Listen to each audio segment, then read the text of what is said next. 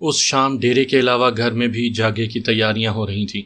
روہی میں جاگا شادی بیاہ میں ایک روایتی حیثیت رکھتا ہے، جس میں شادی بیاہ والے گھر میں شادی کے گیت گائے جاتے ہیں، لڈی، رقص یا جو بھی خوشی حاصل کرنے کے کھیل ہو، یہ ساری رات چلتا ہے۔ اس رات دلہا اکیلا ہی دلہن کے گھر آ جاتا ہے۔ یہ رسم بھی بڑی دلچسپ ہوتی ہے۔ دلہا جب اونٹ پر سوار ہو کر دلہن کے گھر کے پاس آ جاتا ہے تو دلہن کی سہیلیاں یا کزنز اسے گھر میں داخل نہیں ہونے دیتی۔ دلہا اپنی طاقت، مہارت اور ذہنی صلاحیت کے باعث گھر میں داخل ہوتا ہے، وہیں رات رہتا ہے، اس کی خوب خدمت کی جاتی ہے، صبح اسے تیار کیا جاتا ہے، یہاں تک کہ بارات پہنچ جاتی ہے۔ اس دوران دلہا اپنی دلہن کا چہرہ سہاگ رات ہی کو دیکھ سکتا ہے۔ اس وقت سانول کا انتظار ہو رہا تھا، دوسری جانب ساوری کئی ساری لڑکیوں کے ساتھ تیار کھڑی تھی۔ وہاں پر موجود ہر مرد اور عورت متجسس تھا کہ کیا ہوگا۔ میں نے چونکہ بہت بچپن میں ایسی شادیاں دیکھی تھی، اس لیے بھول گیا تھا۔ اس وقت مجھے بھی اتنا ہی تجسس تھا، جس طرح وقت گزرتا جا رہا تھا نہ جانے کیوں میرے اندر ایک بے چینی پھیلتی جا رہی تھی۔ یہ سب اتنا پرسکون کیوں ہو رہا ہے؟ 2 دن پہلے پیروزاں کو مارا تھا، کوئی بھی ایسا نہیں تھا جو اس کا انتقام لینے کے لیے آتا۔ اتنی سمجھ تو مجھے بھی تھی کہ یہ دنیا داری ہے، جب تک مفاد وابستہ ہے تب تک ساتھ دیا جاتا ہے، جب فائدہ دکھائی نہیں دیتا تب اجنبی بن جاتے ہیں، اور جہاں نقصان کا اندیشہ ہو وہاں دشمنی شروع ہو جاتی ہے۔ اس روہی میں کوئی ایسا نہیں تھا جو پیروزاں اور میرن شاہ کا انتقام لینے آ جاتا۔ شام ڈھل چکی تھی اور اندھیرا پھیلنے لگا تھا، روشنی کا انتظام کیا ہوا تھا۔ میں یوں ہی چلتا ہوا ڈیرے کے پھاٹک تک چلا گیا۔ بستی کی طرف سے عورتیں اور بچے آ رہے تھے۔ میرے پاس آ کر بختاور کھڑا ہو گیا۔ مجھے اس وقت پتہ چلا جب اس نے میرے کاندھے پر ہاتھ رکھتے ہوئے پوچھا، کیا بات ہے علی، بڑے پریشان لگ رہے ہو؟ بختاور، سب ٹھیک ٹھاک ہو رہا ہے، کوئی لڑائی نہیں، کسی نے ڈسٹرب نہیں کیا، بس اسی وجہ سے۔ میں نے صاف الفاظ میں کہا تو بختاور کہا لگا کر ہنس دیا۔ میں نے پہلی بار اسے کہا لگا کر ہنستے ہوئے دیکھا تھا۔ کچھ دیر بعد وہ خود پر قابو پاتے ہوئے بولا، ہماری بھی کیا زندگی ہے یار، کچھ گڑبڑ نہ ہو تو ہمیں چین نہیں آتا۔ فکر نہ کرو، جب تمہاری اور ساوری کی شادی ہوگی تو بڑے ہنگامے ہوں گے۔ یہ تو بیچارے سانول کی شادی ہے، تمہیں کیا پتا کہ میری شادی ساوری ہی سے ہوگی؟ میں نے سنجیدگی سے پوچھا تو وہ ایک دم سے سنجیدہ ہو گیا، پھر دھیمے لہجے میں بولا، اگر ہو گئی تو پتہ نہیں یار، زندگی ہے بھی یا نہیں، آج تو ہے نا ہمارے پاس۔ میں نے زبردستی مسکراتے ہوئے کہا، ہاں آج ہے، لیکن تم اسے بھی بدمزہ کر رہے ہو۔ آؤ جاگا دیکھتے ہیں۔ کچھ دیر بعد ایک راجستھانی لڑکی بھی آ جائے گی، سچ میں بجلی ہے، محفل کو تڑپا کر رکھ دے گی۔ اس نے لطف لیتے ہوئے کہا، کون ہے وہ؟ تم جانتے ہو؟ میں نے پوچھا۔ یہیں کی ہے، اس کے ماں باپ بھی کبھی بھاگ کر یہاں آئے تھے، تب سے وہ یہیں ہے، شادی بیاہ پر ناچتی ہے، رنگ باندھ دیتی ہے۔ ادھر ڈیرے پر ہی ہماری محفل سجے گی، ادھر عورتوں میں نہیں۔ بختاور نے سمجھانے والے انداز میں کہا تو میں سر ہلا کر رہ گیا۔ ڈیرے پر یہی کوئی 20-25 مرد ہوں گے، ان سب نے کھانا کھا لیا تھا۔ چاچا سائی نے خود خشک گوشت بنوایا تھا جو بہت ہی لذیذ بنا تھا۔ رہائشی حصے سے شور و غل کی آوازیں آ رہی تھیں، سب خوش تھے۔ ہم وہیں ڈیرے پر بیٹھے باتیں کر رہے تھے کہ ایک اونٹ ریڑا ڈیرے کے گیٹ پر رکا۔ اس میں سے سازندے اترے، پھر ایک کومل سی لڑکی کو اتارا گیا۔ اس نے سیاہ رنگ کا لباس پہنا ہوا تھا، اس پر سفید اور سنہری ستارے ٹنگے ہوئے تھے۔ اس نے کاندھوں پر ایک سیاہ چادر لی ہوئی تھی، سر پر آنچل تھا، پاؤں میں نازک خصا تھا۔ وہ سازندوں کے ساتھ وہیں آ گئی، ان کے لیے چادریں بچھائی ہوئی تھیں۔ وہ سب بیٹھ گئے تو لڑکی پاؤں میں گھنگرو باندھنے لگی۔ میں نے وہاں موجود سب لوگوں پر سرسری سی نگاہ ڈالی تو مجھے زمان موہل بڑا بے چین دکھائی دیا۔ ساز بجنے لگا تھا اور لڑکی لہکنے لگی تھی۔ اس نے پہلا گیت ہی راجستھانی چھیڑا تھا، موہے من کے نار بلاوے رے۔ وہ لہکتی رہی، دوسرا گیت چھیڑ لیا گیا۔ میں نے زمان موہل کو دیکھا، وہ اسی طرح بے چین تھا۔ مجھے سمجھ میں نہیں آ رہا تھا کہ ایسا کیوں ہے۔ ڈیرے پر کچھ ایسے لوگ بھی تھے جو شراب کے نشے میں دھت ہو رہے تھے۔ بختاور بھی کئی پیگ چڑھا چکا تھا۔ شعیب، آفتاب، مدثر اور جہانگیر الگ الگ جگہ پر بیٹھے ہوئے ہوش و حواس میں تھے۔ میں نے ایسے میں دیکھا کہ زمان موہل وہاں نہیں تھا، نہ جانے وہ کدھر چلا گیا تھا۔ میں ابھی اسے دیکھ ہی رہا تھا کہ میرا فون بج اٹھا۔ سکرین پر زمان موہل کا نام تھا۔ میں نے اس کی کال سنی، علی، مجھے یہ ناچنے والی لڑکی گڑبڑ لگ رہی ہے۔ ایسا کیوں لگا تمہیں؟ میں نے پوچھا۔ اس کا تعلق اس بندے سے ہے جو ہمیشہ بختاور کے خلاف رہا ہے، اس نے ہمیشہ پیروزاں کا ساتھ دیا ہے۔ اس نے تیزی سے کہا۔ تعلق کیسا ہے؟ میں نے پوچھا۔ وہی جو صاحباں کا مرزے سے تھا، اس نے طنزیہ لہجے میں کہا۔ میں نہیں پوچھتا، تمہیں کیسے پتا ہے؟ تم ادھر آ کر بیٹھو، دیکھتے ہیں۔ میں نے کہا اور فون کا میسج باکس کھولا اور جہانگیر کو میسج کر دیا کہ یہ ناچنے والی اور سازندے خطرہ ہو سکتے ہیں۔ پھر فون جیب میں رکھ کر غیر محسوس انداز میں اپنا پسٹل نکالا اور چادر کے نیچے کر لیا۔ میں نے اپنا اور بختاور کا فاصلہ دیکھا، لمحوں میں سوچ لیا کہ کیا ہو سکتا ہے۔ تقریباً 2 گھنٹے تک یہ ناچ گانا جاری رہا۔ اس میں کوئی شک نہیں کہ وہ بہت اچھا ناچتی تھی اور گایا بھی خوب تھا۔ وہ لڑکی تھک کر سازندوں کے پاس جا بیٹھی تھی۔ میں نے اسے نگاہوں میں رکھا ہوا تھا۔ انہوں نے اپنا ساز وغیرہ سمیٹا تو لڑکی نے بھی اپنے گھنگرو اتار دیے۔ کچھ دیر بعد وہ بڑے اطمینان سے جانے کے لیے تیار ہو گئے۔ میں نے زمان موہل کی طرف دیکھا، وہ ہنوز پریشان تھا۔ اس کی سمجھ میں نہیں آ رہا تھا کہ مجھے کیا جواب دے۔ بختاور نے جو اسے روپے دینا تھے وہ دیے تو وہ سلام کرتے ہوئے چلے گئے۔ کچھ لوگ سو گئے تھے، ہم چند لوگ جاگ رہے تھے۔ جہانگیر اور مدثر ان کے پیچھے ہی باہر نکل گئے تھے، وہ بھی واپس آ گئے تھے۔ ہم سب کھڑے تھے، بختاور کو بھی پتہ چل گیا تھا۔ ان سب کے سامنے میں نے زمان موہل سے پوچھا، زمان تجھے ایسا کیوں محسوس ہوا تھا؟ یار میں اسے اچھی طرح جانتا ہوں، اس کا نام پتہ نہیں کیا ہے مگر اسے سب ردھی کہتے ہیں۔ جس سے اس کی یاری ہے اس کا نام چھوٹو رام ہے، بختاور جانتا ہے۔ زمان نے کہا تو بختاور نے چونکتے ہوئے کہا، یہ تھی ردھی؟ تو اور کیا، اس نے تیزی سے جواب دیا۔ تم جانتے ہو اسے؟ میں نے پوچھا تو بختاور نے تیزی سے کہا، اس کا نام ہی سنا ہوا تھا لیکن چھوٹو رام تو میرے دشمنوں میں سے ایک ہے، یہی تو پیروزہ اور راجستھانیوں کے درمیان رابطہ کرواتا ہے۔ تو پھر ایک بات یاد رکھو سونےو، آج رات پھر محتاط ہو جاؤ، کچھ بھی ہو سکتا ہے، یاد رکھنا، آفتاب نے اپنے مخصوص انداز میں کہا۔ ویسے بھی جاگنا ہے۔ ہاں محتاط ہیں ہم، بختاور نے کہا۔ تو جو جاگ رہے تھے انہیں ادھر ادھر کام پر لگا دیا گیا، جو سو رہے تھے انہیں اٹھا کر گھر بھیج دیا۔ ہم پوری طرح تیار ہو گئے تھے لیکن صبح ہو گئی، کچھ بھی نہ ہوا۔ اگلے دن سانول کی بارات تھی، قریب کی بستیوں کے لوگوں کو بلایا گیا تھا۔ جہانگیر نے بڑے پیمانے پر سیکیورٹی کا بندوبست کیا ہوا تھا۔ وہ دن بہت سکون سے گزر گیا۔ سانول کی رحمہ سے شادی ہو گئی، اسے رہائشی حصے میں ہی ایک کمرہ دے دیا گیا۔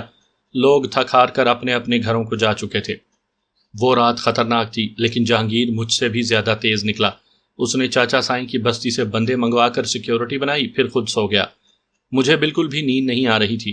رہائشی حصے میں بھی ابھی تک عورتیں موجود تھیں۔ میں ڈیرے پر آ گیا۔ مجھے اس وقت وہاں آئے کوئی 10 منٹ ہوئے ہوں گے کہ گیٹ کے باہر ایک ہیوی موٹر سائیکل آ کر رکا۔ اسے ایک مرد چلا رہا تھا، اس کے پیچھے ایک پتلی سی لڑکی بیٹھی تھی۔ میں نے اپنے پسٹل کو ہاتھ ڈال لیا تھا، یہاں تک کہ میں نے سیفٹی کیچ بھی ہٹا لیا۔ انہوں نے موٹر سائیکل دور ہی روک لیا، پھر پیدل چلتے ہوئے آگے بڑھے۔ سیکیورٹی والے لڑکے ایک دم سے بڑھ کر ان کے سامنے آ گئے۔ چند لمحوں کے بعد ایک لڑکے نے کہا، علی بھائی یہ تو رات والی راجستھانی لڑکی ہے۔ اس نے کہا تو میں چونک گیا۔ پہلا سوال ہی دماغ میں یہی آیا کہ یہ یہاں کیوں آئے ہیں؟ آنے دو، میں نے اونچی آواز میں کہا تو وہ دونوں چلتے ہوئے میرے پاس آ گئے۔ میں نے انہیں چارپائی پر بیٹھنے کا اشارہ کیا، وہ دونوں بیٹھ گئے تو میں نے پوچھا، خیر تو ہے نا ردھی؟ خیر ہی ہے، میں تم سے کچھ باتیں کرنے آئی ہوں۔ کرو، شوق سے کرو، میں نے اس کی طرف دیکھتے ہوئے کہا، لیکن میرا ہاتھ پسٹل پر اور ان کے ایک ایک حرکت پر تھا۔ رات میں جب یہاں سے گئی ہوں تو مجھے احساس ہوا کہ تم لوگوں نے مجھ پر کوئی شک کیا ہے۔ کیا یہ بات ٹھیک ہے؟ اس نے جذباتی سے لہجے میں کہا۔ مجھے فوری سمجھ میں نہیں آیا کہ دراصل وہ پوچھنا کیا چاہتی ہے، لیکن پھر میں نے مسکراتے ہوئے پوچھا، تمہیں کیسے شک ہوا؟ وہ بندے جو رات ہمارا پیچھا کرتے ہوئے گئے تھے، یہ کہہ کر وہ لمحہ بھر کو رکی، پھر بولی، اگر تم لوگوں کو مجھ پر شک ہوا ہے تو ٹھیک ہوا، کم از کم بختاور کو تو ہونا چاہیے تھا کہ وہ مجھے پہچان لیتا، مجھے یہاں روکنے کی کوشش کرتا۔ سیدھی بات کرو ردھی، کہنا کیا چاہتی ہو؟ یہی کہ شک بھی ہوا تو کیوں ہوا؟ اگر ہو گیا تھا تو پھر مجھ سے پوچھا نہیں؟ یہی بات مجھے آج یہاں لے آئی ہے، اس نے اعتماد سے کہا تو میں اس کی طرف دیکھنے لگا۔ چند لمحوں کے بعد میں نے ٹھنڈے لہجے میں کہا، تمہیں یہاں پہچان لیا گیا تھا، جو تمہارا حوالہ ہے چھوٹو رام کا، تم اس کی محبوبہ ہو تو شک تو لازمی ہونا تھا۔ مجھے تو سب پہچانتے ہیں اور میں جان بوجھ کر یہاں آئی تھی کیونکہ چھوٹو رام میرا محبوب تھا، اب نہیں ہے، اس نے تیزی سے بتایا۔ تھا مطلب وہ؟ میں نے سرسراتے ہوئے پوچھا تو وہ بولی، زندہ ہے لیکن اب وہ میرا محبوب نہیں رہا، اس نے مجھ سے دھوکہ کیا، میں اسے اب زندہ نہیں دیکھنا چاہتی، اس نے انتہائی نفرت سے کہا۔ اور تم چاہتی ہو کہ ہم اسے قتل کر دیں؟ میں نے حیرت سے پوچھا۔ نہیں، وہ خود ہی ہو جائے گا جیسا وہ کر رہا ہے، میں تو اپنے بارے میں بتانے آئی تھی، اب مجھ پر شک نہ کریں، اگر کوئی شک ہے تو اسے جیسے چاہیں دور کر لیں۔ اس نے پھر سے جذباتی لہجے میں کہا تو مجھے لگا کہ وہ کچھ کہنا چاہتی ہے لیکن کہہ نہیں پا رہی، ورنہ رات جب وہ چلی گئی تھی تو بات ختم ہو گئی تھی، پھر کون سا اسے ہم نے دوبارہ بلوانا تھا۔ میں نے ایک طویل سانس لیتے ہوئے کہا، रिधि, जो बात है वो कह दो जो तुम कहने आई हो। सुन लोगे ना? उसने बेयकीनी के से अंदाज में कहा तो मैं हंस दिया। फिर बड़े इत्मीनान से कहा, हाँ सुन रहा हूँ। हमारे कबीले के कोई 25-30 घर यहाँ रहते हैं। उनमें हम 4 लड़कियाँ ऐसी हैं जो नाच गा कर कमाती हैं। यहाँ इतना पैसा नहीं है। पूरी रोही में चंद घर हैं जो अपनी खुशी पर बुलाते हैं, लेकिन हम खुश हैं, अपना गुजारा हो जाता है। मैंने अपनी ज़िंदगी में एक गलती की है, छोटू राम से दिल लगाकर। मैं समझती थी कि वो मुझे बहुत चाहता है, लेकिन नहीं, वो मुझे क्या, खुद को भी नहीं चाहता। मैंने उसे बहुत रोका, तुम गलत धंधे में मत पड़ो, मगर वो नहीं रुका। और क्या धंधा करता है वो? मैंने पूछा। हर वो काम जिससे पैसा मिले, जिससे उसका फ़ायदा हो, चाहे उसे किसी को कत्ल करना पड़े। बॉर्डर पार जाता है, ना जाने क्या क्या करता है। उसने दुख भरे लहजे में कहा तो मैंने पूछा, तुम क्या चाहती हो? 2 माह से ज़्यादा हो गई हैं वो मुझे मेरे बाप से ख़रीदना चाहता है। बात भी हो गई है, वो मुझसे शादी करके मुझे यहाँ रखता तो बात अलग थी, लेकिन वो मुझे बॉर्डर पार लेकर जाना चाहता है। उसके लहजे में दर्द बढ़ गया था। जहाँ शोहर वहाँ बीवी, इसमें कोई हैरत वाली बात तो नहीं रिधि। वो तुझे पार लेकर जाएगा वहाँ। मैंने कहना चाहा तो उसने मेरी बात काटते हुए कहा, यही तो मैं नहीं चाहती। वो मुझे वहाँ पर ले जाकर अपनी बीवी बनाकर नहीं रखना चाहता। वो मेरे शो करवाएगा, मुझे जगह जगह नचवा कर मेरे पैसे वसूल करेगा। जिस किसी के यहाँ कोई फौतगी हो जाए तो वहाँ पर बैन करवाएगा। थर के इलाके में बहुत कम और राजस्थान में ये भी एक रिवायत पाई जाती है कि जिनका कोई मर जाए वहाँ पर रोने धोने और बैंड डालने वाली मखसूस औरतें आती हैं, जिन्हें रोधाली कहा जाता है। ये ऐसे ही समझा जाता है जैसे शादी ब्याह पर किसी को नाचने के लिए बुलाना। इससे पता चलता था कि वो इलाके के बड़ों में शुमार होते हैं। तभी मैंने दिलचस्पी से पूछा, तुम कर लेती हो बैन? हाँ ना, थोड़ा बहुत नहीं आता होगा तो सिखा देगा। उसने तलखी से कहा, फिर लम्हा भर रुक कर बोली, अगर ये पेशा करवाना हो तो फिर भी ठीक है, लेकिन उसका कोई पता नहीं वो मुझे कब और कहाँ मार दे। बीवी तो नहीं चाहिए ना उसे।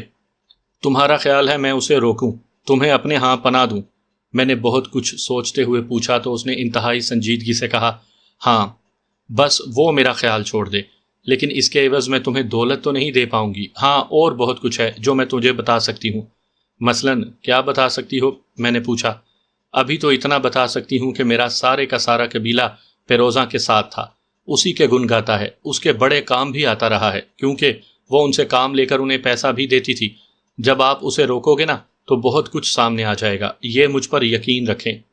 उसने इंतहाई मोहतात अंदाज में बताया तो मैं समझ गया कि वो भी खौफजदा थी। मैंने कौन सा उसे यकीन दिला दिया था। तभी मैंने पूछा, छोटू राम यही है? हाँ आजकल तो यही है, उसने बताया। चल ठीक है, मैं उसे समझा दूंगा, तू रोटी पानी खा। और मैंने कहा तो वो उठते हुए बोली, नहीं अब मैं चलती हूँ, मिलते हैं फिर। उसने कहा और उठ गई। उसका साथी भी जल्दी से उठा और दोनों बाइक के पास जा पहुंचे। फिर गेट से निकलते चले गए। मैंने पिस्टल का सेफ्टी कैच लगाया और जेब में रख लिया। वो दोनों मेरे लिए एक नई सोच छोड़कर चले गए थे। मैं थोड़ी देर बैठा सोचता रहा, फिर उठकर जमान मोहिल की तरफ चल दिया। मैं अपनी जीप उसके गोपे के बाहर रोक कर जल्दी से नीचे आया। मुझे यूं देख कर हैरत से बोला, खैर तो है ना, यूं अचानक? बस यार, बहुत दिन हुए तुमसे गपशप नहीं की, मैंने सोचा थोड़ा वक्त तेरे साथ भी गुजार लूं। मैंने पलंग पर बैठते हुए कहा। वो तो जब आओ, तेरी मर्जी, लेकिन मैं अभी तेरी तरफ ही आने वाला था, उसने तेजी से कहा। खैर तो है ना? मैंने पूछा। वो जो रात लड़की नाचने आई थी ना, रिधि, आज मैंने सारा दिन उसी पर लगाया है। उसके बारे में पूछताछ करता रहा। मैं हैरान हूं कि रात उसने कुछ किया नहीं। वो तो उस कबीले से ताल्लुक़ रखती है जो हमारे खिलाफ, बल्कि सख्त खिलाफ है, उसने मुझे मालूमात देते हुए कहा। उसे लाया कौन था? मैंने सुकून से पूछा। हाँ यार, ये पता करने वाली बात है, जाहिर है वो कोई हम में से ही होगा, उसने सोचते हुए कहा। तो मैं बोला, ये तो पता कर लेता हूँ, तुमसे एक बात पूछने आया हूँ। पूछो, उसने मेरे चेहरे पर देखते हुए कहा। तेरा उन राजस्थानियों से बड़ा ताल्लुक रहा है, बता कौन हमारे सामने आ सकता है, किस में कितना दम है? मैंने धीमे लहजे में पूछा। यार वो तो खुद सहारा तलाश करते हैं, चोर के कौन से पांव होते हैं, कोई नहीं खड़ा हो सकता जब तक यहाँ से कोई मुकामी बंदा उनकी पुष्ट पनाही ना करे।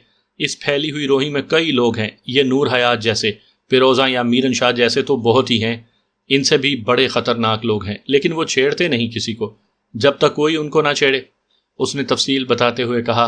तो मैं समझाते हुए बोला, मुझे उनसे कोई गर्ज नहीं, मेरा कोई पता नहीं मैं कब चला जाता हूँ यहाँ से, मैं चाहता हूँ सांवल को कोई न छेड़े।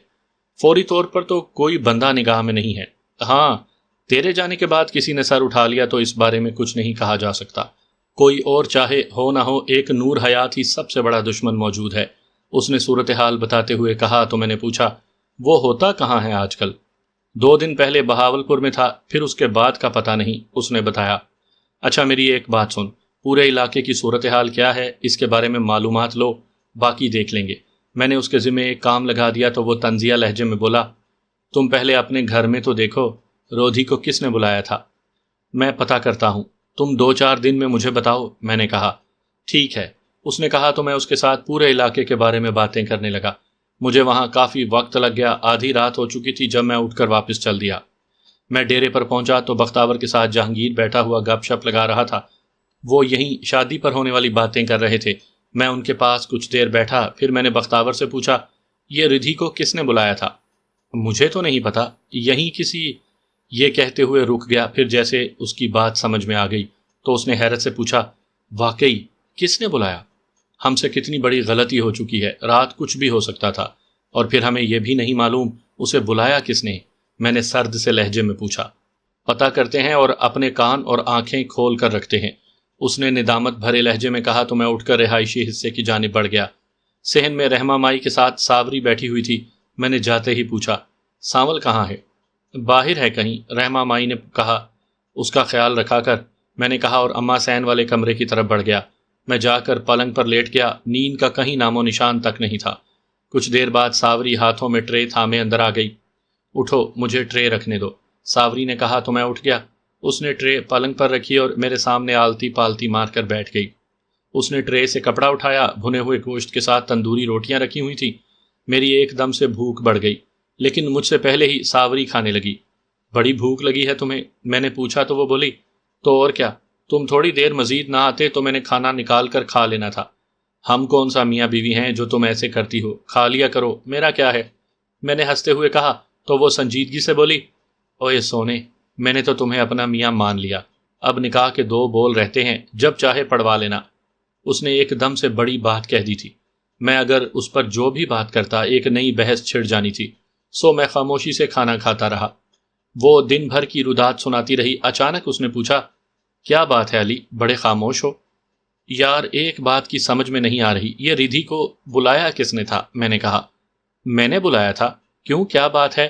ساوری نے بڑے اطمینان سے کہا تو میں نے چونک کر اس کی طرف دیکھا، پھر دھیمے سے پوچھا، تمہیں پتا ہے ان کے بارے میں کہ وہ پیروزہ؟ رحمہ مائی بھی تو پیروزہ کے پاس ہی رہتی تھی۔ یہ تم دماغ پر مت لاؤ، میں جانتی ہوں وہ سب کیا ہیں، میں بچپن سے ادھر کی ہوں اور سب جانتی ہوں، تم فکر نہ کرو، میں نے بہت سوچ کر اسے بلایا ہے۔ مجھے تمہاری سوچ کی سمجھ نہیں آئی، میں نے پوچھا۔ تم سکون سے رہو، جیسے ہی کچھ ہوا میں بتا دوں گی اور تمہیں سمجھ میں آ جائے گا۔ چھوٹو رام کوئی چیز نہیں، بات اس سے بھی آگے کی ہے، کھانا کھاؤ۔ اس نے لاپرواہی سے کہا تو میں نے بھی بحث کرنا مناسب نہ سمجھا۔ ہاں، ایک سوچ میرے دماغ میں دار آئی کہ مجھے اس علاقے میں رہنا ہے تو اب آنکھیں کھول کر رہنا ہوگا۔ سامعین اکرام، آپ سن رہے ہیں ایک دلچسپ اور جاسوسی اردو کہانی جس کا نام ہے اناگیر۔ یہ اس سلسلے کی قسط نمبر 47 ہے۔ مجھے امید ہے آپ کو میری یہ کاوش پسند آ رہی ہوگی۔ آپ نے اگر ابھی تک میرا چینل کہانی گھر سبسکرائب نہیں کیا تو ابھی میرے چینل کو سبسکرائب کر کے بیل نوٹیفیکیشن آن کر لیجئے تاکہ آنے والی ہر نئی کہانی کی اطلاع بر وقت آپ تک پہنچ سکے۔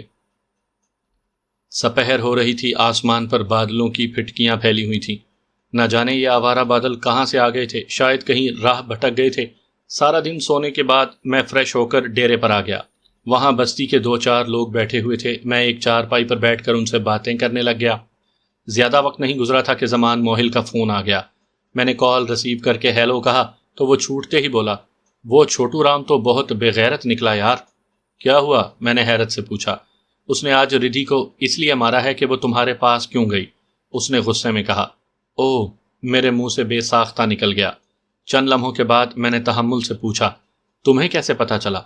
وہاں سے ایک بندے نے مجھے فون پر بتایا تھا، پھر میں نے بعد میں تصدیق بھی کی ہے۔ اس نے نہ صرف اسے مارا ہے بلکہ فون وغیرہ چھین کر اسے اپنے گھر بھی لے گیا ہے۔ زمان نے مزید تفصیل بتائی۔ کیا کرنا چاہیے پھر اس کا؟ میں نے رائے چاہی۔ کم از کم ردھی کو چھڑوا تو لینا چاہیے، اس نے افسوس بھرے لہجے میں کہا۔ تم ان کی بستی میں جا سکتے ہو؟ میں نے پوچھا۔ جانے کو تو میں چلا جاؤں گا، لیکن وہاں کچھ کر تو نہیں پاؤں گا نا، اس نے بے چارگی سے کہا۔ تو میں نے سوچتے ہوئے پوچھا، کیا خیال ہے، ہم خود چلیں یا کسی کو بھیج دیں؟ تم جاؤ گے، بندے بھی بھیج دوں تمہارے ساتھ؟ یار میں نے تمہیں بتایا ہے، مجھ میں اتنی قوت ہوتی تو میں خود چلا جاتا، اس نے تیزی سے کہا۔ میں بندے بھیج دیتا ہوں، میں نے اصرار کرتے ہوئے کہا۔ یہ کیا، تم تو میرا امتحان لینے لگے ہو یار، اس نے بے چارگی سے کہا تو میں اطمینان سے بولا، تم نے بتا دیا، اب میں دیکھ لیتا ہوں۔ ٹھیک ہے، اس نے یوں کہا جیسے پھنسی ہوئی جان بچ گئی ہو۔ پھر وہ کچھ دیر ادھر ادھر کی باتیں کر کے فون بند کر گیا۔ میں نے وہیں بیٹھے ساوری کو کال ملا دی۔ اس نے کال ریسیو کی تو میں نے ردھی کے بارے میں بتایا۔ مجھے معلوم ہے، اس نے اطمینان سے بتایا، پھر فوراً ہی بولی، میں نے کہا نا جیسے ہی کچھ ہوا میں خود بتاؤں گی جو کرنا ہے۔ ٹھیک ہے، میں نے ایک دم سے کہا اور فون بند کر دیا۔ نہ جانے کیوں میں بے چین ہو گیا۔ اگرچہ یہ بات بڑی مضحکہ خیز تھی، لیکن نہ جانے کیوں ایک سوچ آ کر چلی گئی، کہیں یہ ساوری اپنے طور پر پیروزاں تو نہیں بننا چاہتی۔ میں کچھ دیر تک سوچتا رہا، لیکن یہ سوچنے کی بہرحال بات ضرور تھی کہ اس نے یہ تجسس کیوں رکھا ہوا ہے، وہ بتاتی کیوں نہیں ہے۔ شام ڈھل گئی تھی، میں چارپائی پر لیٹے لیٹے تھک گیا تھا۔ میں اٹھا اور گیٹ کی طرف چل دیا۔ باہر کچی سڑک پار کر کے میں تھوڑا آگے گیا تو مجھے جہانگیر کی کال آ گئی۔ کہاں ہو تم؟ یہیں ڈیرے پر ہوں۔ خیریت؟ میں نے تیزی سے پوچھا۔ ہم پانچوں یہاں گوپے پر ہیں، ٹکے بنا رہے ہیں، آ جاؤ اگر آنا ہے تو، اس نے خوشکن لہجے میں کہا تو پیچھے سے مدثر کی آواز گونجی، اگر ساوری بھابھی اجازت دے دے تو آ جاؤ۔ میں آ رہا ہوں، میں نے کہا اور فون بند کر دیا۔ پھر سانول کو فون کر کے اپنے بارے میں بتایا۔ اس دوران میں نے اندر سے بائک لی اور گوپے کی طرف چل دیا۔ ڈیرے سے گوپے کا فاصلہ یہی کوئی 15 سے 20 منٹ کا تھا۔ میں 12 منٹ میں پہنچ گیا۔ درمیان میں آگ دہکائے وہ تکے بنانے میں مصروف تھے۔ ارے تیر کی مانند آئے ہو؟ شعیب نے ہنستے ہوئے پوچھا۔ میں ذرا مدثر سے پوچھ لوں، اب مجھے اجازت لینی ہوگی، میں نے کہا اور چارپائی پر بیٹھ گیا۔ سبھی ایک دم سے ہنس دیے، مجھے بہت اچھا لگا۔ شادی سانول کی ہوئی ہے، ساوری کے کمرے سے تم نہیں نکل رہے ہو، ہے نا عجیب بات؟ آفتاب نے کہا لگاتے ہوئے کہا۔ چل یار 2-4 دن ہے، یہ بھی موج کر لے، جہانگیر نے کہا تو میں چونک گیا۔ اس نے جو کہا تھا اس میں کچھ تھا۔ 2-4 دن مطلب؟ میں نے پوچھا۔ یار اب یہاں سب ٹھیک ہے، اب ہمیں لاہور چلے جانا چاہیے، اس نے سنجیدگی سے کہا۔ لیکن میرے خیال میں ابھی یہاں ٹھیک نہیں ہے، میں نے سوچتے ہوئے کہا۔ تو وہ تیزی سے بولا، کیوں بختاور؟ میں نہیں کہتا تھا اس علی کا دل یہاں سے جانے کو نہیں کر رہا، اس کی وجہ صرف ساوری ہے، ورنہ اب تو یہاں امن ہو چکا ہے۔ نہیں یار، ایسی کوئی بات نہیں ساوری والی، میرا من کہہ رہا ہے کہ یہ جو اچانک خاموشی چھائی ہے نا، یہ فطری نہیں ہے، جیسے ہی ہم یہاں سے گئے کچھ نہ کچھ ہو جائے گا۔ میں نے کہا تو آفتاب بولا، دنیا سے چلے بھی گئے تو یہاں دنیا میں کچھ نہ کچھ ہوتا ہی رہے گا، یہ باتیں ٹھیک نہیں ہیں، باتیں بزرگوں ہی کی ٹھیک ہیں، عشق بندے کو نکما کر دیتا ہے، اور تم نکمے ہو گئے ہو۔ چل سیخ پکڑ اور اپنے تکے لگا۔ آپ کب جانا ہے لاہور؟ میں نے ایک دم سے پوچھا۔ بس 1-2 دن میں، جہانگیر نے پھر کوئی واضح نہیں بتایا تو میں خاموش ہو گیا۔ مدثر نے موضوع ہی بدل دیا تھا، وہ اودھے پور وغیرہ کی باتیں کرنے لگا تھا۔ دراصل میرے آنے سے پہلے بختاور انہیں وہاں کی باتیں سنا رہا تھا۔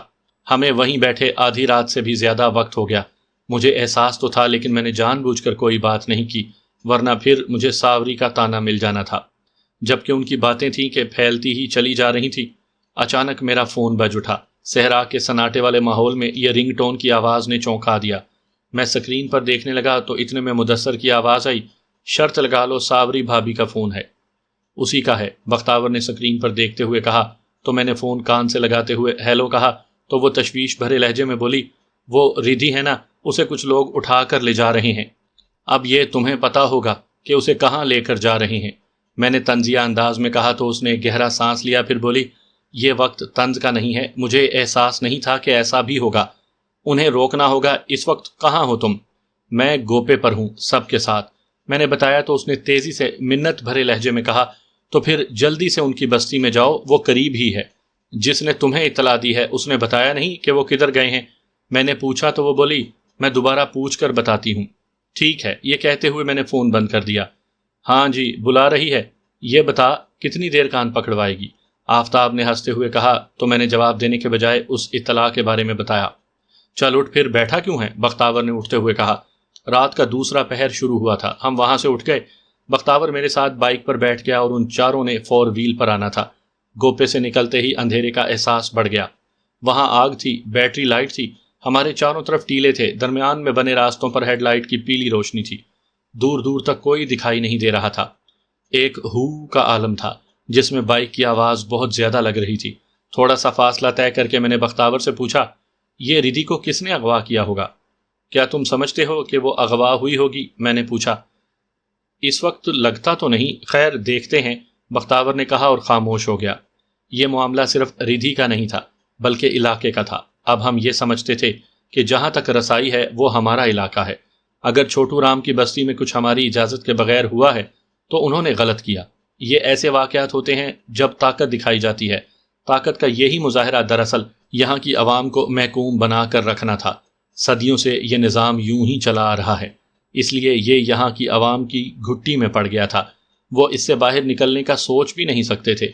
انہیں وہی حاکم دکھائی دینا تھا جو ان کے حساب سے طاقت کا مظاہرہ کرتا۔ میں یہ سوچ چکا تھا، پہلے انہیں اسی پرانے طریقے سے یہ باور کروا دوں گا کہ میں حاکم ہوں، پھر انہیں بدلنے کی کوشش کروں گا۔ میں یہی سوچتے ہوئے بائک لیے جا رہا تھا کہ بختاور کی آواز نے میری سوچ کا تسلسل توڑ دیا۔ اس نے پوچھا، یہ ان کا لاہور جانے کا کیا ہے؟ سمجھ میں نہیں آیا۔ میری تو خود سمجھ میں نہیں آیا، میں نے جان بوجھ کر کہا۔ ظاہر ہے انہیں وہاں سے کسی نے بھیجا ہے نا، وہ تیرے میرے پابند تھوڑی ہیں، پیچھے کوئی بات ہوئی ہوگی۔ اب تو انہیں جانا ہی ہے، ہو سکتا ہے تمہیں بھی جانا پڑے، یہ بھی تو ممکن ہے۔ اس نے میرے کان کے قریب کہا، شاید مجھے بھی جانا پڑے، لیکن تم سنبھال لو گے نا یہاں سب کچھ؟ میں نے کہا تو میرے لہجے میں ایک حسرت تھی، نہ جانے کیوں میں اس روہی سے نہیں جانا چاہتا تھا۔ یار اگر صرف حوصلہ دینے کی بات ہے تو میں کہہ دیتا ہوں کہ ہاں سنبھال لوں گا، لیکن ماحول تمہارے سامنے ہے، کہیں سے بھی کچھ ہو سکتا ہے۔ اس نے صاف الفاظ میں کہا تو میں خاموش ہو گیا۔ میں شاید کوئی بات کہنا چاہتا، اچانک موڑ مڑتے ہوئے سامنے سے تیز ہیڈ لائٹس سے آنکھیں چندے آ گئیں۔ میں نے پہلے توجہ نہیں دی تھی، ورنہ اس ویرانے میں روشنی کا تھوڑا سا احساس تو ہو جانا تھا۔ لمحہ بلمحہ ہم قریب آتے چلے گئے۔ بالکل قریب آ کر پتہ چلا کہ وہ ایک کھلی جیپ تھی جس پر کچھ لوگ سوار تھے۔ ان کی رنگ برنگی پگڑیوں سے شک ہوا کہ وہ راجستھانی ہیں۔ میں چونک گیا، کہیں یہی تو ہمارے مطلوبہ لوگ تو نہیں؟ چند فٹ کے فاصلے پر انہوں نے بریک لگا کر جیپ آہستہ کی۔ فطری طور پر میں نے انہیں دیکھا تو اچانک ایک چیخ بلند ہوئی، علی! ایک دم سے مجھے سمجھ آ گئی کہ یہ وہی لوگ ہیں، یہ تو ردھی کی آواز ہے۔ جب تک میں سمجھتا وہ جیپ میرے ساتھ سے کراس کر گئی۔ چیخ پھر سے بلند ہوئی لیکن گھٹی گھٹی۔ میں نے ایک دم سے بریک لگائے اور بائک کو موڑا۔ وہ مجھ سے تھوڑے سے فاصلے پر تھے۔ علی، سامنے سے فائر ہو سکتا ہے، بختاور نے اونچی آواز میں تنبیہ کی۔ تم کس لیے ہو؟ پسٹل نکال لو، اپنا بھی اور میرا بھی، میں نے تیزی سے کہا اور رفتار بڑھا دی۔ اس نے میرا پسٹل نکال لیا تھا۔ بختاور ٹھیک کہہ رہا تھا، فائر ہونا ممکن تھا، لیکن سامنے سے 4 وہیل کی ہیڈ لائٹس جل رہی تھی۔ میں نے انہیں روکنا تھا لیکن وقت اتنا کم تھا کہ انہیں فون بھی نہیں کیا جا سکتا تھا۔ میں نے لمحے میں سوچا اور رفتار تیز کرتے ہوئے جیپ کو کراس کیا اور اس کے سامنے چلا گیا۔ اب میں دونوں کے درمیان میں تھا، دونوں کو بریک لگانا پڑے۔ جیپ بھی رک گئی اور 4 وہیل بھی۔ میں نے بائک کو چھوڑا، بختاور سے پسٹل لیے بغیر میں جیپ کی جانب بڑھا۔ جیپ میں 4 لوگ تھے اور ان کے درمیان میں ردھی بیٹھی ہوئی تھی۔ مجھے دیکھتے ہی وہ ہذیانی انداز میں چیخی، مجھے بچا لو علی، یہ مجھے لے جا رہے ہیں۔ کہاں لے جا رہے ہو اور کیوں؟ میں نے سختی سے پوچھا۔ پتہ نہیں کہاں لے جا رہے ہیں، اس نے تیزی سے کہا تو ان میں سے جو ڈرائیور کے ساتھ بیٹھا ہوا تھا بڑے تحمل سے بولا، دیکھ بھائیا، ہم نے اس چھوری کو چھوٹو رام سے خریدا ہے اور اب لے کر جا رہے ہیں۔ اب مجھے نہیں پتا یہ تجھے جانتی ہے کہ نہیں، اتار اسے، میں نے سختی سے کہا۔ نہ بھائیا، یہ تو زیادتی ہے، ہم نے پیسہ بھرا ہے، نہیں یقین تو پوچھ لے چھوٹو رام سے، اس نے تیزی سے فون نکالتے ہوئے کہا۔ نہیں، میں نے نہیں جانا ان کے ساتھ، ردھی چلاتے ہوئے بولی تو میں نے بھی تحمل سے اسے سمجھاتے ہوئے کہا، جب لڑکی تمہارے ساتھ نہیں جانا چاہتی تو پھر تم اسے زبردستی کیوں لے جا رہے ہو؟ نہیں لے جا سکتے۔ میں نے محسوس کیا کہ اس وقت بختاور میرے دائیں جانب آ کر کھڑا ہو گیا تھا۔ اس نے ہولے سے پسٹل مجھے پکڑا دیا۔ میں نے 4 وہیل کی طرف دیکھا، وہ چاروں بھی اتر آئے تھے۔ بھائیا، ہم نے کچھ نیا تو نہیں کیا، ہم بیوپار کرتے ہیں، اسی راجستھانی نے شکوہ بھرے لہجے میں کہا تو مجھے ایک دم سے غصہ آ گیا۔ میں نے اسے جیپ سے اتارتے ہوئے سخت لہجے میں کہا، تم اترو نیچے، دوسری بات کی تو میں گولی مار دوں گا۔ خلاف توقع وہ بڑے آرام سے اتر آیا۔ میں نے ایک مزید راجستھانی سے کہا، تم بھی آؤ۔ وہ بھی اتر آیا تو میں نے چاروں کی طرف اشارہ کیا۔ وہ سمجھ گئے کہ اسے ساتھ لے کر جانا ہے۔ پھر بختاور سے کہا، ان کے ساتھ بیٹھو اور گوپے پر لے آؤ۔ میں نے کہا، پھر ردھی کی طرف ہاتھ بڑھاتے ہوئے بولا، تم آؤ ردھی میرے ساتھ۔ میرے کہتے ہی ردھی تیزی سے جیپ سے اتر آئی۔ بختاور جیپ میں بیٹھ گیا، میں بائک کی طرف بڑھا اور ردھی میرے پیچھے آ کر بیٹھ گئی۔ کچھ دیر بعد ہم گوپے پر تھے۔ ان چاروں کو 4 پائیوں پر بٹھایا، خود بھی ارد گرد بیٹھ گئے۔ انہیں پانی پلا کر میں نے پوچھا، اب بتا یہ کیسا بیوپار ہے؟ بھائیا یہ ہم کون سا نیا بیوپار کر رہے ہیں؟ لڑکی بکتی ہے، ہم خریدتے ہیں اور بیچ دیتے ہیں، ہمارا تو یہی بیوپار ہے۔ کل چھوٹو رام سے سودا طے ہوا، اس نے خود ہمیں بلایا تھا، اس نے بتایا۔ اتنی رات گئے چوروں کی طرح بیوپار؟ میں نے غصے میں پوچھا۔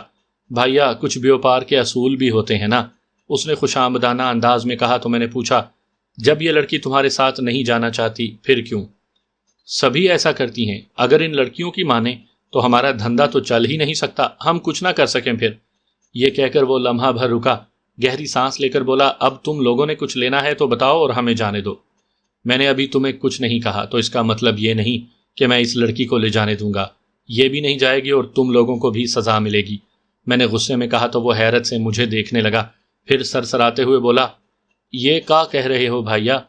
ان کی جیب سے اسلحہ بھی نکلا ہے، آفتاب نے بتایا، اور شراب کی بوتلیں بھی، مدثر بولا تو میں نے ردھی کی طرف دیکھ کر پوچھا، تجھے چھوٹو رام نے مارا بھی تھا؟ اور ہاں نا، کل دوپہر سے مار رہا ہے، میرے باپ کے آگے نوٹ پھینکے، مجھے ساتھ لے کر اپنے گھر گیا، وہاں مجھے مارا، یہی منواتا رہا کہ اس کی بات مان لوں نہیں تو مجھے بیچ دے گا، میں نہیں مانی تو اس نے بہت مارا ہے مجھے بھی، دکھاؤں میں اپنے زخم کتنا مارا ہے مجھے، میں بھی نہیں مانی تو ان بیوپاریوں کو بلوا لیا، علی مجھے بچا لو، یہ مجھے نوچ کر کھا جائیں گے، وہ ہذیانی انداز میں کہتی چلی گئی۔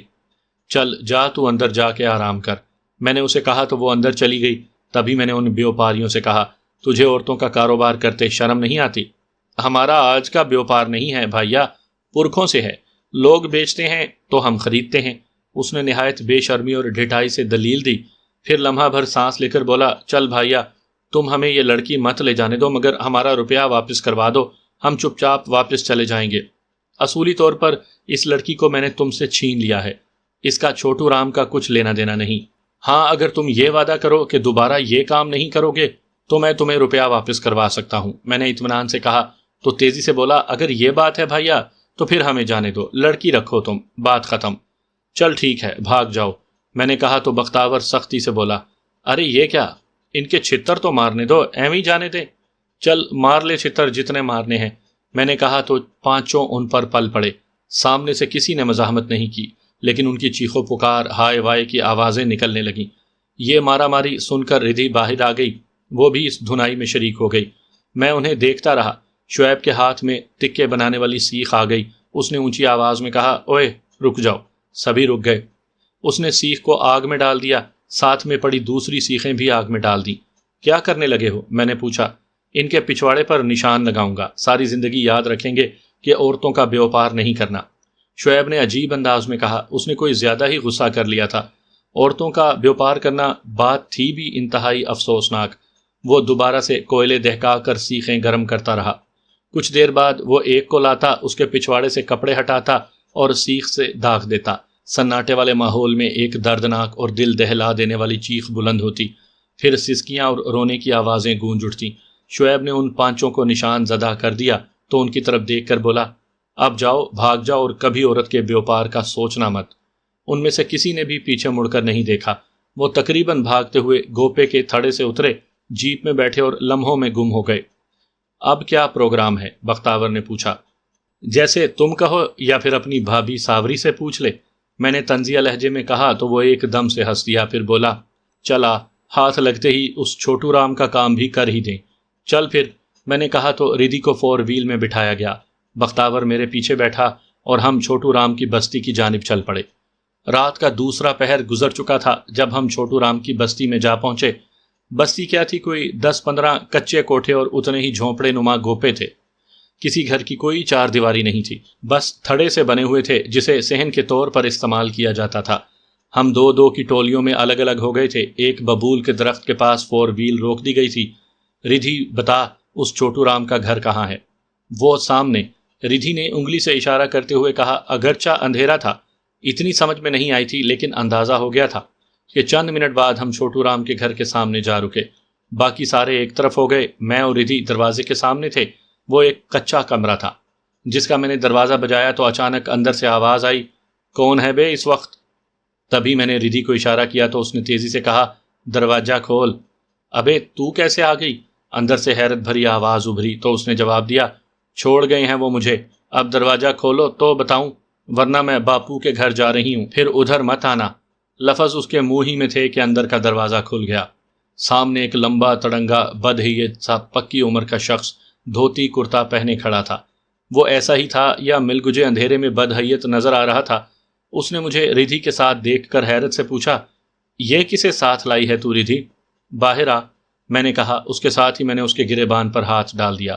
اس نے زور لگا کر اپنا گریبان چھڑوانے کی کوشش کی تو کرتا پھٹ گیا، لیکن میں نے اسے جو جھٹکا دیا تھا اس کی وجہ سے وہ باہر آ گیا تھا۔ کون ہے بھائی تو؟ اس نے حیرت سے پوچھا۔ اتنی جلدی تمہیں بتا دوں؟ تم سے تو بہت ساری باتیں کرنی ہیں، لیکن وہیں ڈیرے پر جا کر۔ میں نے کہا ہی تھا کہ بختاور آگے بڑھا۔ اسے دیکھ کر چھوٹو رام کے اوسان خطا ہو گئے۔ بختاور نے کوئی بات نہیں کی، اسی کا کرتا پھاڑ کر اس کے ہاتھ باندھ دیے۔ جہانگیر اسے پکڑ کر 4 وہیل کی جانب بڑھ گیا۔ چل ردھی، تو جا اپنے گھر، میں نے کہا۔ نہیں، ابھی مجھے تم لوگوں کے ساتھ جانا ہے، اس نے عجیب سے لہجے میں کہا تو میں نے اسے بھی جانے کا اشارہ کر دیا۔ وہ لوگ چلے گئے تو میں اور بختاور اسی کے کمرے کی تلاشی لینے لگے۔ کوئی آدھا گھنٹہ لگا ہوگا ہمیں۔ اس کے کمرے سے کافی ساری منشیات، 2 گنے، 3 پسٹل، کچھ کاغذات، اس کا پاسپورٹ، سیل فون، ملکی، غیر ملکی اور بھارتی کرنسی نکلی۔ وہ سب کچھ سمیٹ کر ہم بائک پر ڈیرے کی طرف چل پڑے۔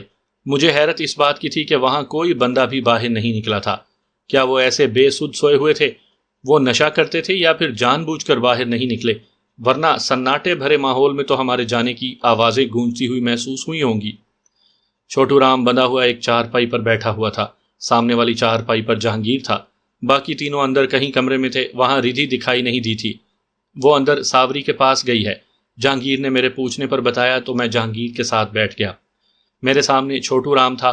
مل گجے بلب کی روشنی میں اب وہ صاف دکھائی دے رہا تھا۔ میں چند لمحے اس کی طرف دیکھتا رہا، پھر سخت لہجے میں بولا، تم یہ عورتوں کو بیچنے کا دھندا کب سے کر رہے ہو؟ بہت عرصے سے، اس نے اکھڑے ہوئے لہجے میں بتایا۔ ان عورتوں کو بھی بیچ دیتے ہو جو بکنا نہ چاہیں؟ میں نے تلخ انداز میں پوچھا تو وہ میری طرف دیکھ کر بولا، اب جو کوئی اپنی بیٹی بیچنا چاہے تو مجھے کیا؟ یہ جو ردھی ہے، اس کے باپ نے مجھے بیچا تو میں نے خرید لی، اب اس میں میرا کیا قصور؟ قصور یہ ہے کہ تم نے اسے مارا پیٹا، تشدد کیا اور منافع پر آگے کسی کو یوں بیچ دیا جیسے یہ کوئی انسان نہیں، بھیڑ بکری یا گائے ہو۔ میں نے دکھ سے کہا، دیکھیں جی، یہ دھندا چل رہا ہے تو میں بھی کر رہا ہوں، میں نے کچھ نیا نہیں کیا، مجھے یوں اٹھا کر لے آئے بنا کسی قصور کے، یہ اچھا نہیں کیا آپ لوگوں نے، اس نے ایک دم سے سخت لہجے میں کہا۔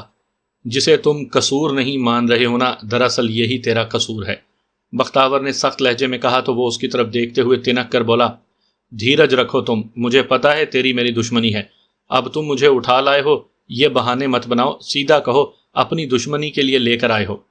اوئے چھوٹو، بکواس بند کر، نیچی رکھ اپنی آواز، میں نے سخت سے لہجے میں کہتے ہوئے ایک دم سے اسے تھپڑ مار دیا۔ وہ ایک دم سے چونک کر میری طرف دیکھنے لگا۔ اسے اندازہ نہیں تھا کہ میں اس طرح بھی پیش آ سکتا ہوں۔ چند لمحے رک کر میں نے کہا، جب تمہیں زمان موہل نے روکا تھا کہ ردھی کو کچھ نہیں کہنا، پھر تم نے اپنی من مانی کی۔ میں نے کب من مانی کی؟ یہ تو روایت ہے، میں نے پوری رقم جو ردھی کے باپ نے مانگی وہ دی۔ جب تک تیرے جیسے بغیرت اس علاقے میں ہیں، عورتوں کی خرید و فروخت ایسے ہی رہے گی۔ اب کرنا کیا ہے اس کا؟ گولی مار دوں؟ آفتاب نے اکتائے ہوئے پوچھا تو میں نے کہا، ابھی اسے کچھ نہیں کہنا، کل دن کے وقت سب کے سامنے اسے زندہ جلاؤں گا۔ مجھے اس پورے علاقے میں عورتوں کا یہ بیوپار روکنا ہے۔ چل ٹھیک ہے، اسے اچھی طرح باندھ کر ڈال دے ادھر، مدثر نے کہا اور رسی تلاش کرنے اندر کی طرف چلا گیا۔ تم جاؤ، میں ہوں اس کے پاس، بختاور نے کہا اور اپنی بستی میں فون کرنے لگا۔ میں وہاں سے اٹھا اور رہائشی حصے کی طرف چل دیا۔ میں کمرے میں پلنگ پر پڑا ہوا تھا، ایسے میں مجھے پازیب کے چھنکنے کی آواز سنائی دی۔ دروازہ کھلا اور ساوری اندر آ گئی۔ اس کے ہاتھ میں گلاس تھا۔ وہ میرے پاس بیٹھتے ہوئے بولی، لے دودھ پی لے، رکھ دے یہاں، میں نے تھوڑے سے سخت لہجے میں کہا۔ دودھ پی لے، پھر مجھے تم سے باتیں کرنی ہیں، اس نے سنجیدگی سے کہا تو میں نے گلاس اس کے ہاتھ سے لیا اور گھونٹ گھونٹ پینے لگا۔ تبھی وہ بولی، علی، تم ہو تو اسی روہی کے، لیکن تجھے روہی کے بارے میں ابھی پتہ نہیں ہے۔ کیا تم جانتے ہو دوسری جگہوں پر جتنے صحرا ہیں ان میں سایہ نہیں ہوتا، کہیں سبزہ نہیں ہوتا، یہ روہی ہے جس میں سبزہ بھی ہوتا ہے اور سایہ دار درخت بھی۔ یہاں ٹیلے اپنا رخ بدلیں بھی تو اتنا نہیں بدل سکتے، سبزہ اپنی نشانیاں رکھتا ہے، وہ راستے بھولنے نہیں دیتا۔ تیرے کہنے کا مطلب کیا ہے؟ میں نے دلچسپی سے پوچھا۔ صرف میری سن، اپنی مت کہہ، اس نے اسی سنجیدگی سے کہا تو میں خاموش رہا۔ وہ چند لمحے میرے چہرے پر دیکھتی رہی، پھر بولی، ضروری نہیں کہ انسان کسی سکول میں پڑھے تو ہی اسے عقل آتی ہے۔ وقت بہت بڑا استاد ہوتا ہے، یہ تم ہی کہتے ہو نا۔ وقت نے مجھے بھی بہت سکھایا ہے۔ مجھ میں اتنی طاقت نہیں تھی، لیکن میں ان طاقتوروں کے ساتھ ضرور رہی ہوں۔ میں دیکھتی اور سمجھتی رہی ہوں کہ یہ لوگوں پر خوف کیسے طاری کرتے تھے۔ میں یہ بھی اچھی طرح سمجھتی ہوں کہ کب کسے کہاں استعمال کرنا ہے۔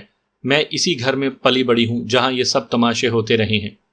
یہ سب تم مجھے کیوں بتا رہی ہو؟ میں نے اکتاہٹ سے کہا۔ میں اس لیے بتا رہی ہوں کہ تم جو کچھ سرحد پار کر کے آئے ہو وہ لوگ اسے بھول نہیں گئے۔ وہ انتہائی خاموشی سے تیرے ارد گرد گھیرا تنگ کر رہے ہیں۔ آج یا کل یا چند دن ہیں وہ سامنے آ جانے والے ہیں۔ وہ سنجیدگی سے بولی۔ یہ تجھے کیسے پتا چلا؟ میں نے تیزی سے پوچھا۔ تم جس چھوٹو رام کو اٹھا کر لائے ہو وہ ایک معمولی مہرہ ہے، اس کی کوئی حیثیت ہی نہیں ہے۔ وہ بیوپاری جنہیں تم نے جانے دیا وہی ان لوگوں کے میزبان ہیں۔ یہی ردھی مجھے سب کچھ بتانے والی ہے۔ یہ بک کر نہیں جا رہی تھی بلکہ اسے سزا کے طور پر لے جایا جا رہا تھا۔ اس نے دبے دبے جوش سے کہا۔ ساوری، تم مجھے سب کچھ بتا کیوں نہیں دیتی ہو؟ میں دبے دبے غصے میں بولنے لگا تو وہ دھیمے سے بولی، دیکھو علی، میں تمہیں اس لیے سب کچھ نہیں بتانا چاہتی کہ کل کلاں تم نے چلے جانا ہے۔ یہاں کا سب نظام مجھے دیکھنا ہوگا۔ میں نے اسے اپنے طور پر چلانا ہے۔ اگر تم کہو تو، اور اگر تم مجھے یہ حق دو تو۔ تم ایسے کیوں سوچ رہی ہو کہ یہ سب نظام تمہیں سنبھالنا ہے؟ میں دھیمے سے بولنے لگا تو وہ تیزی سے بولی، یہ فیصلہ تم نے کرنا ہے کہ تم مجھے ساتھ لے کر لاہور جاؤ گے یا مجھے یہیں چھوڑ جاؤ گے۔ تم ٹھیک کہہ رہی ہو۔ میں اگر یہاں رہتا ہوں تو مجھے یہ ساری معلومات لینی چاہیے۔ اگر مجھے جانا ہے تو پھر مجھے ایسی بات بھی نہیں کرنی چاہیے۔ میں کہتے ہوئے خود ہی خاموش ہو گیا۔ تم بتاؤ، اگر یہاں رہنا ہے تو کہو، میں سب بتا دیتی ہوں، اور اگر تم نے نہیں رہنا تو پھر تمہیں یہاں کے معاملات میں دخل نہیں دینی چاہیے۔ تم جاؤ اپنی دنیا میں۔ اس نے صاف الفاظ میں مجھ سے کہا تو میں سوچ میں پڑ گیا۔ وہ بات تو ٹھیک کر رہی تھی۔ اور اگر میں تجھے اپنے ساتھ لے جاؤں تو؟ میں نے پوچھا۔ تو پھر یہ روہی والے جیسے رہیں، ہمیں ان سے کیا لینا دینا؟ اس نے اسپاٹ لہجے میں یوں کہا جیسے اس کا تعلق واسطہ ہی روہی والوں سے نہ ہو۔ میں اس کے چہرے کی طرف دیکھنے لگا۔ وہ اتنی بھی ظالم ہو سکتی ہے؟ اس سے پہلے کہ میں جواب دیتا وہ سرد لہجے میں بولی، جو بھی کرنا ہے تم نے کرنا ہے۔ اب یہ فیصلہ تمہارا ہے، بولو کیا کہتے ہو؟ میں سناٹے میں آ گیا۔ مجھے سمجھ میں نہیں آ رہا تھا کہ اسے کیا جواب دوں۔